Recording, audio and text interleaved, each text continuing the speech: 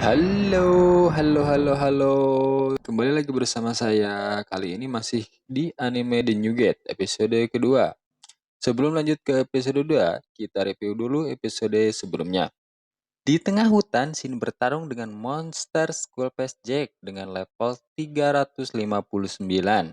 Dengan pertukaran beberapa serangan secara bergantian, monster dapat dikalahkan, dan pedang yang dibawa oleh monster tersebut terbang ke area kastil kerajaan yang diakibatkan tebasan Shin yang begitu kuat.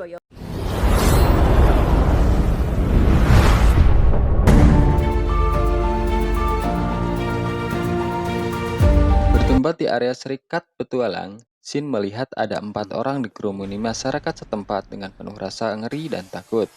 Dengan hati bertanya-tanya, kenapa kok bisa seperti itu? Tapi untungnya ada Om-Om Nungahuleng. Kita sebut saja Om Anu. Shin selalu bertanya kenapa keempat pemuda di sana itu babak belur. Om Anu menceritakan kronologinya. Berdasarkan laporan, mereka beranggotakan 12 orang diserang oleh Skullface Jack dengan level 359. Hingga yang bisa kembali hanya 4 orang dengan luka-luka ringan, sedangkan sisanya matot di tempat. Dan selang beberapa waktu, ada pedang besar terbang di hutan ke arah kastel kerajaan. Kemudian Shin teringat dengan peristiwa tempo hari saat melawan monster tersebut di hutan utara. Berpindah di dalam gedung area Serikat Petualang, Shin menghampiri resepsionis Selika dan Els. Dengan tujuan melapor namun keadaannya tampak begitu ramai dipenuhi banyak orang diakibatkan ada penyerangan Skullface Jack. Namun di sini Shin melaporkan bahwa dirinya lah yang mengalahkan Skullface Jack.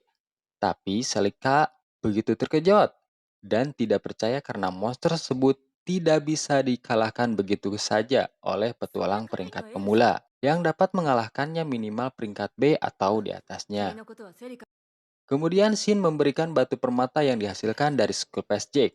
Namun Shin dengan ilmu padinya meminta untuk dirahasiakan ditakutkan akan mengakibatkan huru-hara di masyarakat setempat. Lanjut bosku. Berpindah ke latar restoran malah ketemu lagi dengan si kembar Selika, si resepsionis.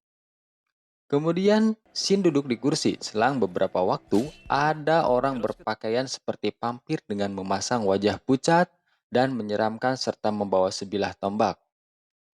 Sehingga orang di sekitar restoran tersebut segan untuk melihatnya.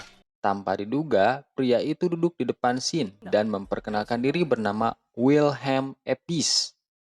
Kita sebut saja Mang Pampir. Berpindah ke perpustakaan kerajaan, Shin ingin mempelajari sejarah berdirinya kerajaan Bayret. Setelah Shin mendapatkan informasi penting dari perpustakaan,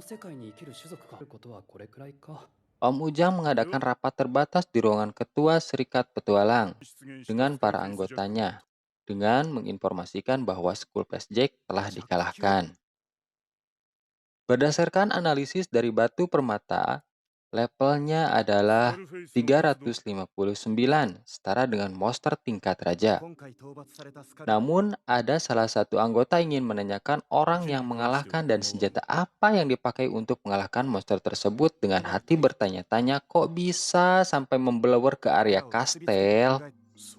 Namun Om Ujang merahasiakan itu karena permintaan Shin untuk dirahasiakan. Shin sedang asik makan bakso tusuk, namun seketika melihat anak suku binatang yang sedang melihatnya sedang makan. Sontak dan penuh rasa iba, Shin memberikan makanannya untuk disantap bersama.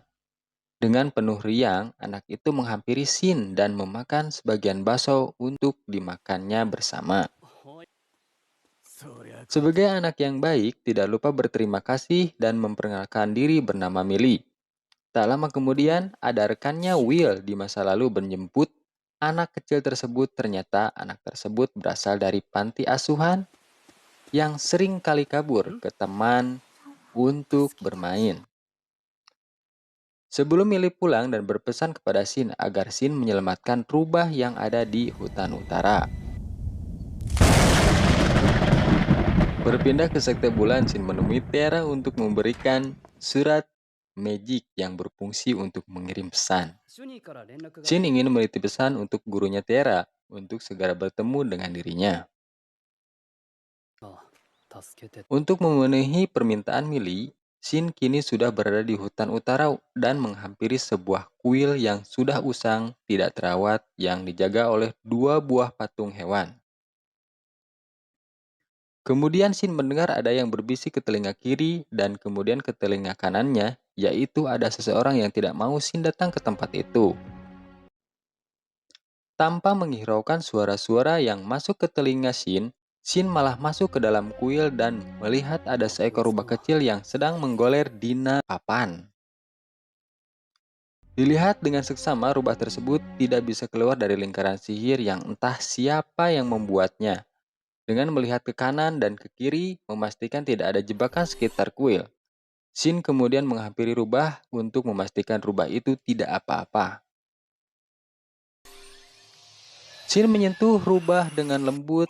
Dengan tidak disangka-sangka muncul sebuah peringatan dari monitornya bahwa rubah kecil itu terkena sebuah kutukan dan keadaannya sangat lemah yang diakibatkan sebuah kutukan yang diterimanya.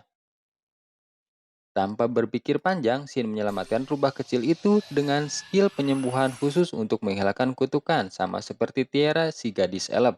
Masih ingat kan? Rubah kecil itu membuka matanya menandakan bahwa kutukannya hilang. Bersamaan dengan kesembuhan rubah itu, やっぱり tiba-tiba キャスターの件もあるし予定 tiba-tiba 空き ada が出したく penyergapan ない dari monster tulang di sekitar kuil. Dengan gaya banyak bicara, kemudian Shin membabat habis monster tulang dengan satu serangan saja. Alih-alih sudah merasa selesai dengan pembasmian monster tulang, tanpa diduga muncul peringatan masih ada dua titik merah menyala di depan Shin, menandakan masih ada monster yang tersisa di depan Shin. Dan tiba-tiba muncul retakan dari kedua patung dan kemudian membesar menjadi anjing sang penjaga kuil. Dengan penuh rasa keheranan, monster anjing semakin besar dan tanpa ancang-ancang malah langsung menyerang Shin. Kemudian Shin menggunakan skill pengikat bayangan untuk mengikat mulut monster tanpa diduga. Monster tersebut mengeluarkan kabut hitam dan mengelilingi Shin dan area kuil sehingga tidak bisa melihat apa-apa. Shin tidak mengetahui lokasi di mana monster itu menyerang. Namun rubah kecil itu memberitahu Shin untuk kembali ke lingkaran sihir yang melindungi rubah kecil itu di dalam kuil. Shin ここ bergegas からだと masuk 霧の ke 中で lingkaran itu. Tak ありがとなもう disangka-sangka 大丈夫だ dari lingkaran sihir itu malah terlihat dengan jelas kedua monster itu berada. Dengan tanpa berlama-lama, Shin menggunakan skill rantai dan tombak bencana dan menghancurkan monster itu dengan satu serangan saja. Dan pembantaian pun selesai. Tanpa diduga, rubah yang selamat itu adalah monster tingkat tinggi dengan level 221. Itu dikarenakan rubah itu masih kecil. Lalu bagaimana kelanjutannya? Jangan lupa subscribe.